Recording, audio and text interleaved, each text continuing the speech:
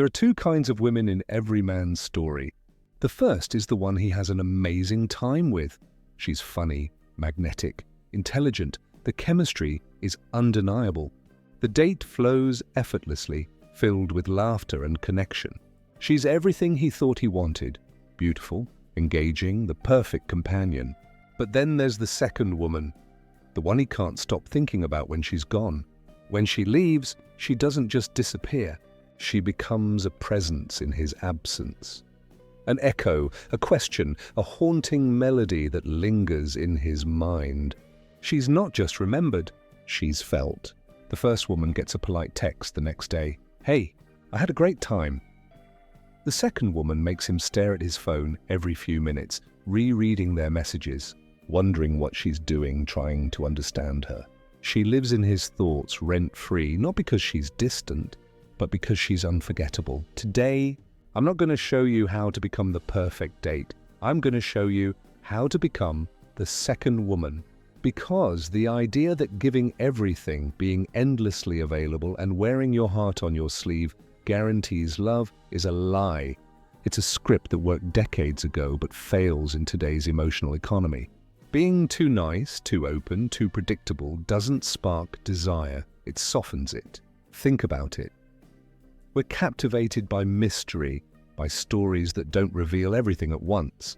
Characters who have depth, contradictions, and intrigue stay with us far longer than the ones who show all their cards in the first scene. The human brain, and especially the male brain when it comes to attraction, doesn't chase what feels secured. It's drawn to what feels valuable, and in the world of love, value is built on uncertainty. This isn't about playing games or pretending to be someone you're not. What you're about to learn is a psychological truth I call the mirage effect. A mirage by nature is an illusion. It's something that appears real, vivid, almost within reach.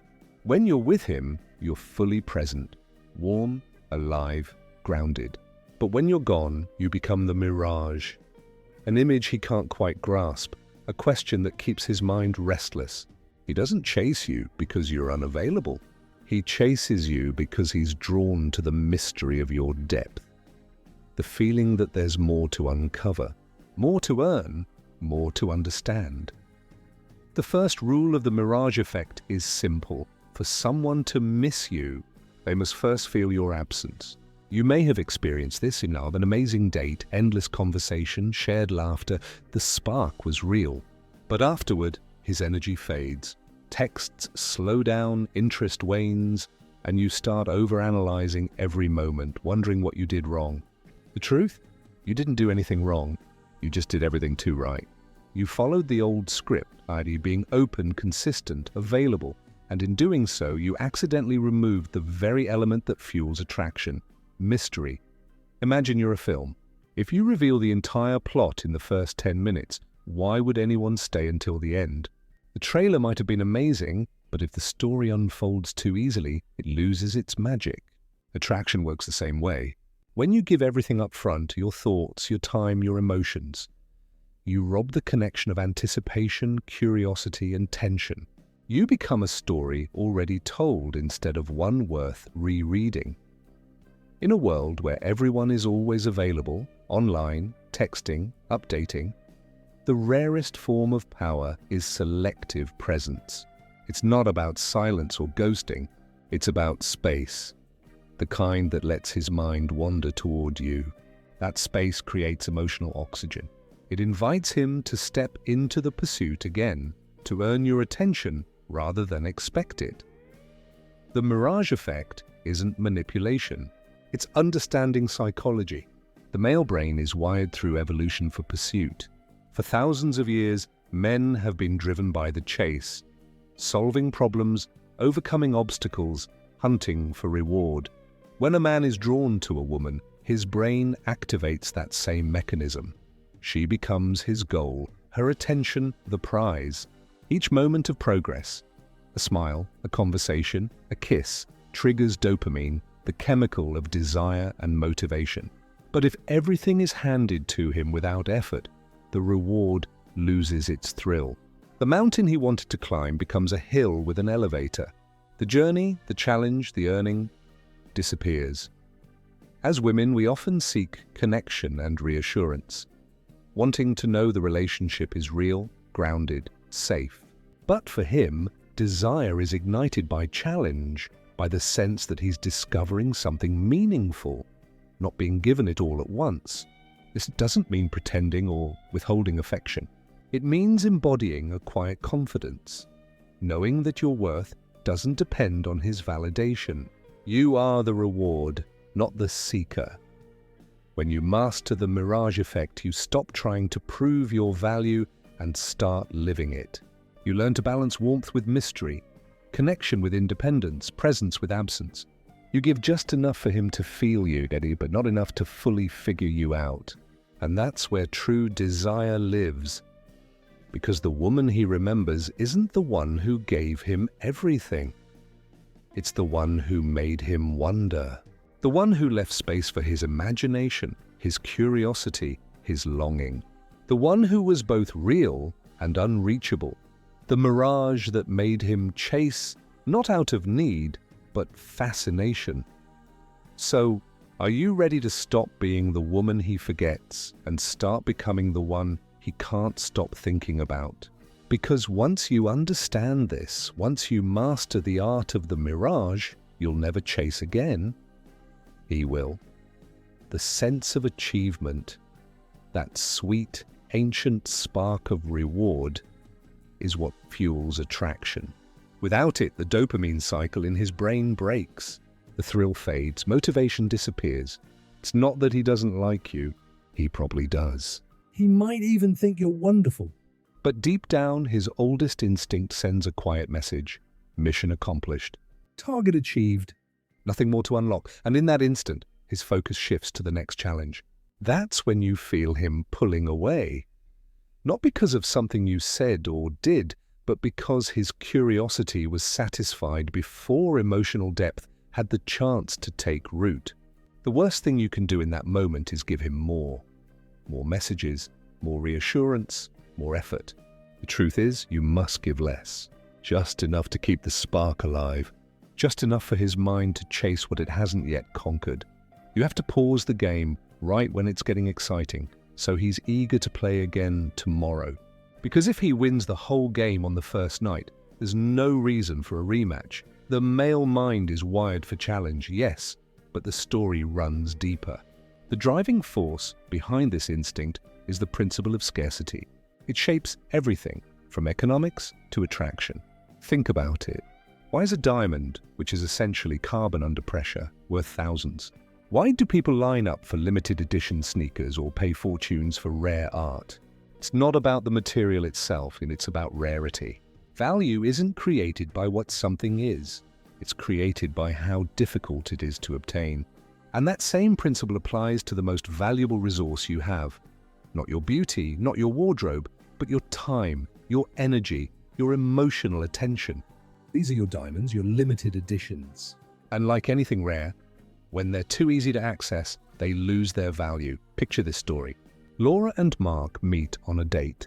The chemistry is perfect. Laughter, eye contact, deep conversation, that rare spark that makes the world feel smaller. Laura goes home glowing. Within minutes, she texts, "Just got home. You're such an amazing guy." I had a wonderful time. "We have to do this again." Mark smiles. "Nice," he thinks. The next morning, Laura sends another message. "Good morning. Hope you slept well." Have a great day." Mark sees it, appreciates it, but doesn't reply right away. He's busy. Later, she sends a meme, then another message in the afternoon. "How's your day going?" By evening, she's written a chapter of availability. She's not doing anything wrong. She's kind, warm, sincere. But subconsciously, Mark's curiosity fades. There's no mystery left to explore, no question to answer, no tension to build. Laura, with the best of intentions, Filled the mental space that would have allowed desire to grow. And here's the cruel irony. Mark begins to pull away, not because she's too much, but because he never got the chance to earn her attention. He's overwhelmed by affection he didn't have to work for. Laura senses the distance and panics. She writes another message, more emotional this time. "Is everything okay?" I feel like you're distant. And with that, she unknowingly seals the coffin on attraction. She stops being a mystery and becomes a problem to solve, or worse, a source of pressure. Most relationships don't fail because of lack of interest. They drown in over-communication. They collapse under the weight of constant availability. We confuse attention with connection. We think the more we show we care, the more they'll value us. When in truth, we become background noise instead of the melody that lingers in their mind. Then comes the modern dating myth. If someone truly likes you, none of this matters. But that's not true, not in the fragile early stages of attraction. When the spark is still forming, everything matters. The tone, the timing, the space between messages. It's the difference between a lasting flame and a matchstick that burns out in seconds. So here you are, tired, frustrated, wondering why being genuine, open, and kind didn't work. You might be tempted to give up or harden your heart, to become cold and detached, but you don't need to. What you need is understanding the real psychological truth behind attraction. And it's this: the secret isn't pretending to be rare or playing hard to get. It's changing your mindset.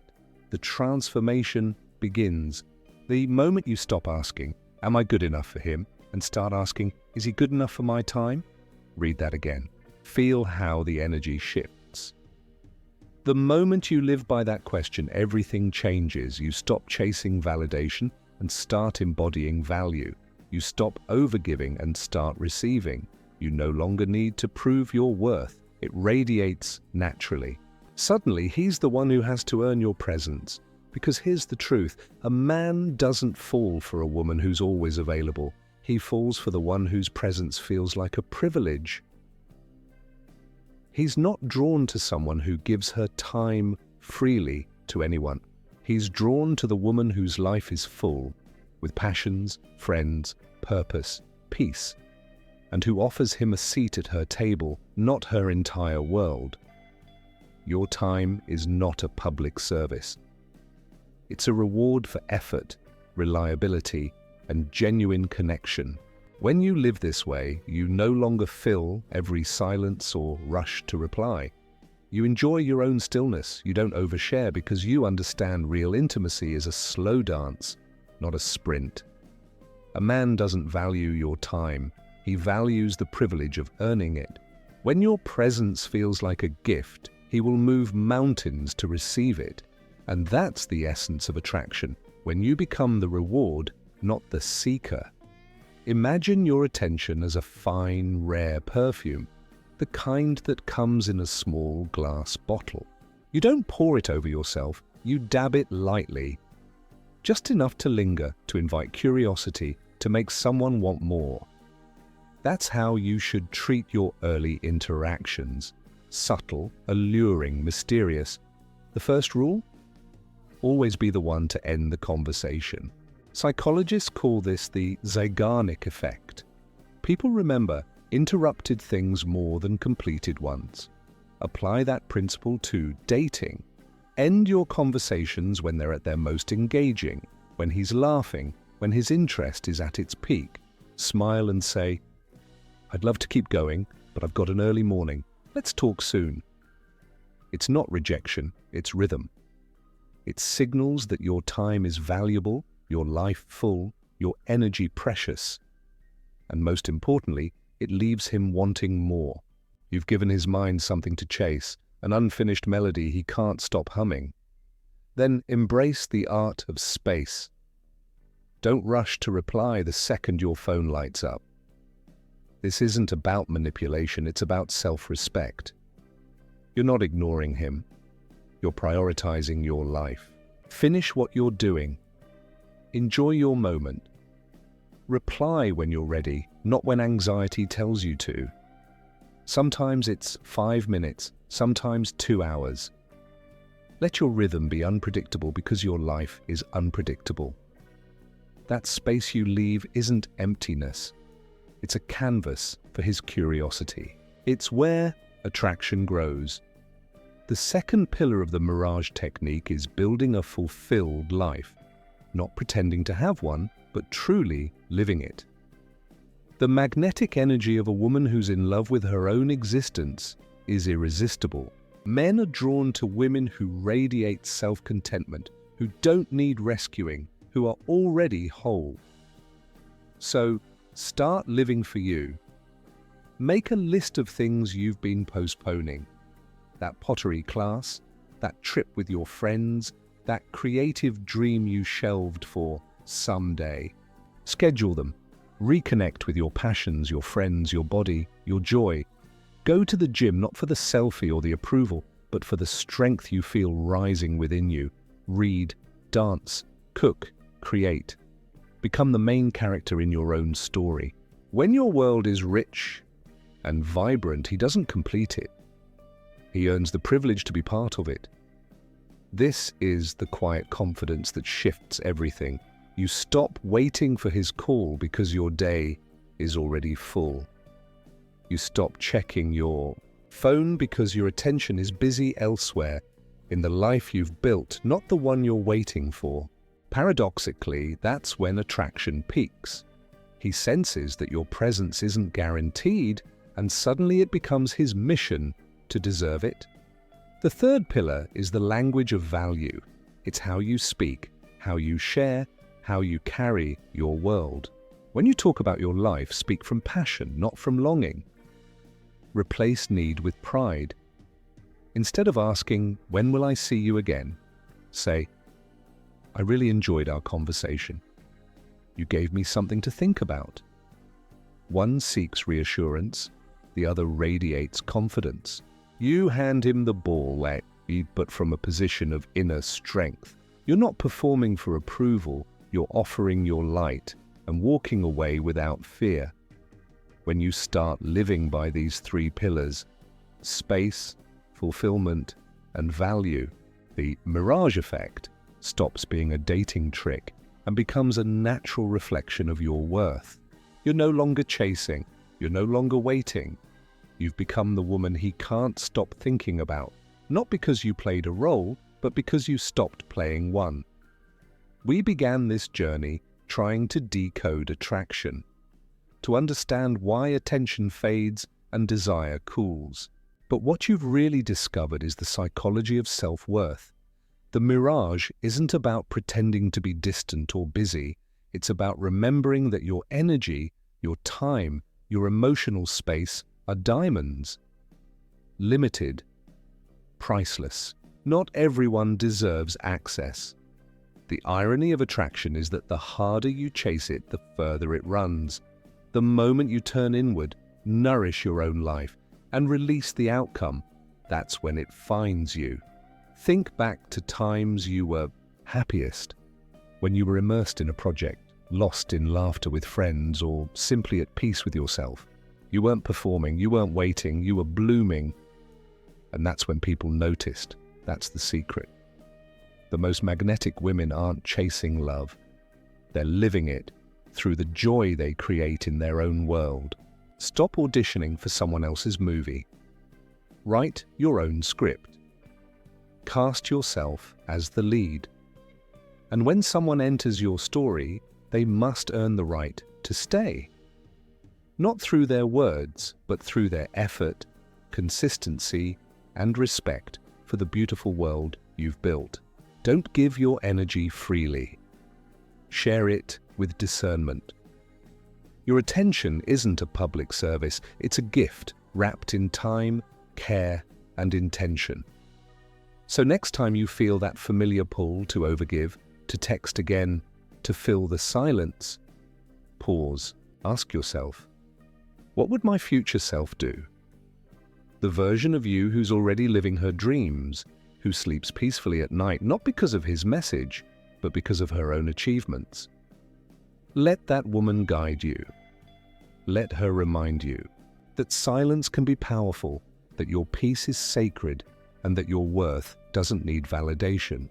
The truth is, love isn't about constant communication or attention, it's about alignment. Two people who meet as equals, each fulfilled in their own lives, choosing to share their joy rather than fill a void. The Mirage Technique isn't manipulation. It's self-mastery. It's about becoming so grounded in your own life that anyone who enters must rise to meet you there. So tend to your garden, feed your passions, protect your peace, build a life so full of light, purpose, and authenticity that love becomes the natural fragrance that follows you everywhere. When you do, you won't have to chase desire. You'll embody it. Because true attraction, real lasting love, and magnetic connection always begin with one thing: a woman who knows her worth and refuses to settle for less. If this message spoke to your heart, don't just scroll. Take a moment to reflect. Are you ready to step into your power and master the art of attraction from within?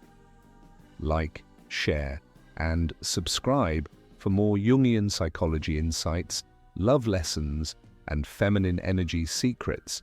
Turn on the bell icon so you never miss a new episode on love, self-worth, and the psychology of true connection.